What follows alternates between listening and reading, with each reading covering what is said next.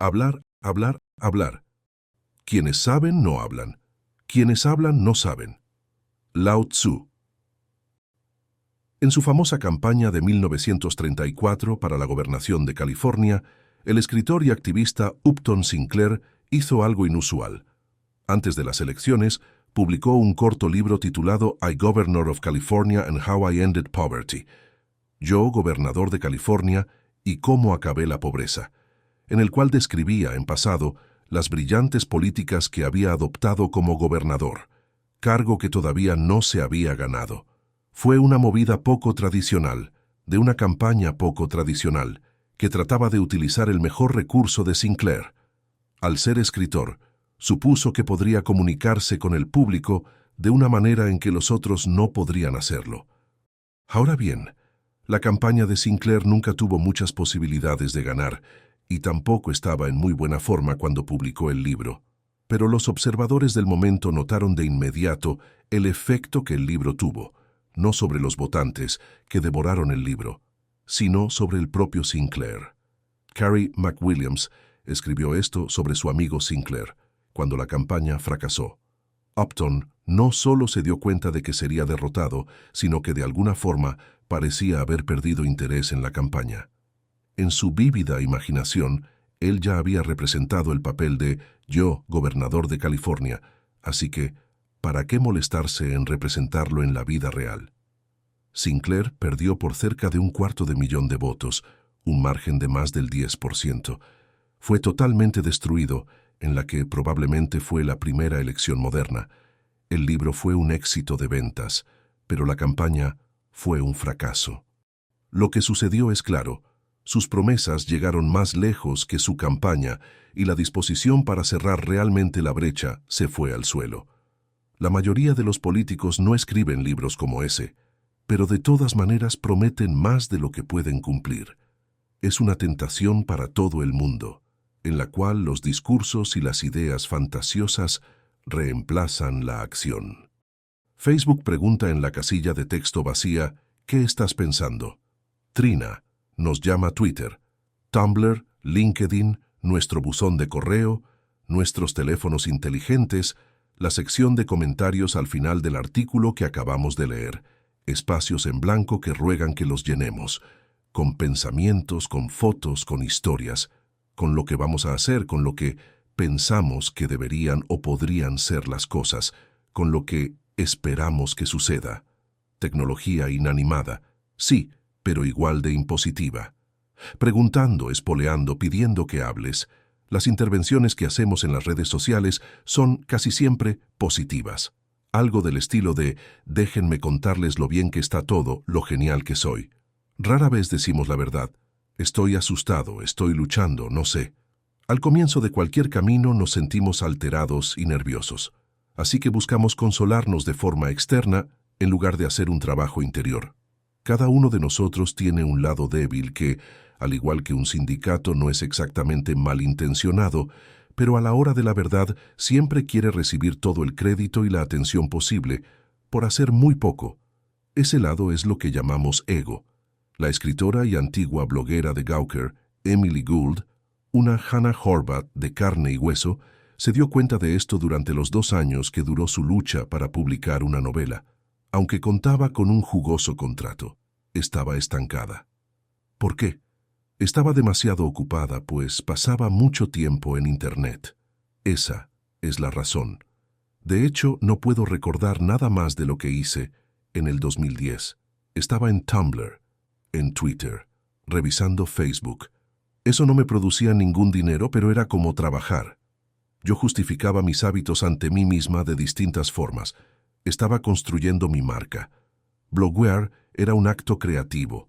Incluso retransmitir un post de alguien más era un acto creativo si uno miraba de reojo. También era la única cosa creativa que estaba haciendo. En otras palabras, ella estaba haciendo lo que muchos de nosotros hacemos cuando estamos asustados o abrumados por un proyecto. Hacía cualquier cosa menos concentrarse en su proyecto. La novela en la que debía estar trabajando se estancó por completo, durante 1 año. Era más fácil hablar sobre la escritura, hacer todas las cosas agradables relacionadas con el arte y la creatividad y la literatura que sentarse a escribir. Ella no es la única. Alguien publicó recientemente un libro titulado I'm Working on My Novel. Estoy trabajando en mi novela, el cual está lleno de posts de las redes sociales escritos por autores que claramente no están trabajando en sus novelas. Escribir, como tantos otros actos creativos, es difícil. Sentarse ahí con la mirada fija, irritado con uno mismo, irritado con lo que uno escribe porque no le parece lo suficientemente bueno y uno mismo no parece suficientemente bueno. De hecho, muchas tareas valiosas que empezamos son terriblemente difíciles, ya sea programar una nueva máquina o dominar un oficio. Pero hablar siempre es fácil. Parece que creyéramos que el silencio es un signo de debilidad, que el hecho de ser desconocidos es equivalente a la muerte, y para el ego eso es cierto. Así que hablamos y hablamos, como si la vida dependiera de ello. En realidad el silencio es una fortaleza, en particular al comienzo de cualquier viaje. Como advirtió el filósofo Kierkegaard, un hombre que detestaba los diarios y su cháchara, el chisme anticipa la conversación verdadera y expresar lo que todavía está en el pensamiento debilita la acción al anticiparla. Y eso es lo que resulta tan insidioso del discurso. Cualquiera puede hablar de sí mismo. Hasta un niño sabe chismear y charlar. La mayoría de la gente es buena para dar bombo y vender cosas. Entonces, ¿qué es lo que resulta escaso y raro? El silencio. La capacidad de mantenernos fuera de la conversación de forma deliberada y subsistir sin su validación. El silencio es el descanso de la gente que es fuerte y segura de sí misma. Sherman tenía una buena regla que trataba de seguir. Nunca des explicaciones de lo que piensas o haces hasta que tengas que hacerlo. Tal vez, después de un rato, se te ocurra una razón mejor. El gran jugador de béisbol y fútbol americano, Bo Jackson, decidió que quería lograr dos cosas como atleta en Auburn: ganar el trofeo Heisman y ser contratado por la NFL. ¿Saben a quién le contó? Solo a su novia. La flexibilidad estratégica no es lo único que requiere silencio mientras los otros no paran de hablar. También es un tema psicológico. El poeta Hesíodo tenía esto en mente cuando dijo: «El mayor tesoro de un hombre es una lengua cuidadosa». La charla nos agota. Hablar y hacer son dos actividades que compiten por los mismos recursos. Las investigaciones muestran que aunque la visualización de la meta es importante, después de cierto momento nuestra mente empieza a confundirla con el progreso verdadero. Lo mismo vale para la verbalización. Incluso el acto de hablar en voz alta con nosotros mismos mientras tratamos de resolver problemas difíciles ha demostrado disminuir significativamente la posibilidad de encontrar una solución. Después de pasar mucho tiempo pensando, explicando y hablando sobre una tarea, empezamos a sentir que estamos más cerca de lograrlo. O, peor aún, cuando las cosas se ponen difíciles, podemos echar todo el proyecto por la borda porque sentimos que ya hicimos nuestro mejor esfuerzo, aunque desde luego no haya sido así. Cuanto más difícil la tarea, más incierto el resultado y más costoso puede ser el exceso de discurso. Más nos alejamos de la responsabilidad. El discurso nos priva de la energía que tanto necesitamos para conquistar lo que Steven Pressfield llama la resistencia, la valla que nos separa de la expresión creativa. El éxito requiere el 100% de nuestros esfuerzos y el discurso disipa nuestros esfuerzos antes de que podamos usarlos. Muchos de nosotros sucumbimos a esta tentación, en particular cuando nos sentimos abrumados o estresados o cuando tenemos mucho trabajo que hacer. En la fase inicial de construcción, la resistencia será una fuente constante de incomodidad. Hablar, oírnos hablar, buscar una audiencia, es casi una terapia. Acabo de pasar 4 horas hablando sobre esto. ¿Acaso eso no cuenta? La respuesta es no. Hacer trabajos importantes es una lucha. Es agotador, desmoralizante, asustador. No siempre, pero a veces uno puede sentirse aterrado cuando está sumergido en ello. Hablamos para llenar el vacío y la incertidumbre. El vacío, dijo una vez Marlon Brando, un actor extremadamente silencioso. Es aterrador para la mayoría de la gente.